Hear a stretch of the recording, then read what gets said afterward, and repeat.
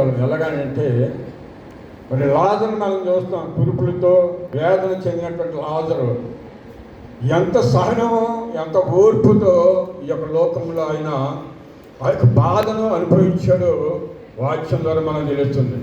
కానీ ఆయన చనిపోయినప్పుడు ఏ విధంగా వెళ్ళాడు? దేవదూతలతో ఎత్తబడి వెళ్ళాడు. అదే ధనవంతుడు కూడా చనిపోయాడు లోకంలో. ఎంతో సుఖాన్ని, సంతోషం, ఆనందం మరి ఎంతో అనుభవించాడు ఈ లోకంలో. కానీ చనిపోయాడు అతను కూడా. ఎక్కడికి వెళ్ళాడండి? ఎక్కడికి వెళ్ళాడండి? ఎవరు మాట్లాడరండి? ఇంతమేనా? మనకి అందులో మన హృదయంలో మాత్రం నాటపడదు వాక్యం కదా. అగ్నిగుండంలోకి వెళ్ళాడండి. పేదేమి పెట్టారా? అప్పుడు అడుగుతున్నాడు, తండ్రి అబ్రహామా, నీ గుడి ప్రక్కన్నటువంటి లాజరును నా యొద్దకు పంపించావు అంటున్నాడు. కానీ అబ్రహాం అంటున్నాడు, నీ యొద్దకు నేను రావడానికి, నా యొద్దకు నువ్వు రావడానికి లేదు. ఏమన్నా ఇక్కడ మధ్యన అగాధం ఉంది.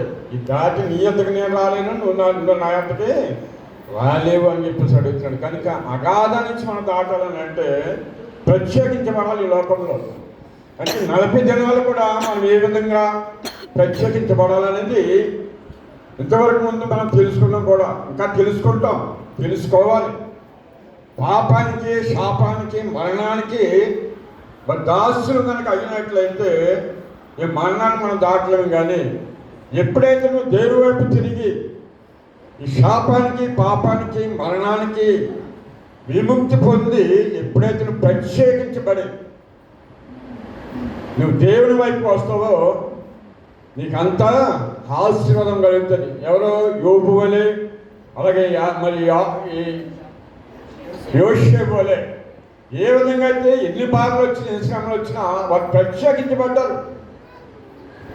కానీ ఆ విధంగా మనం ప్రత్యేకించబడినట్లయితే 40 దినాలను దేవుడు తప్పనిసరిగా మీకు, మీ కుటుంబాలకి రక్షణ, ఆనందము, సంతోషము, సమాధానము దేవుడు కూడొచ్చిన మా అందరికీ కూడా కలిగజేయను గాక.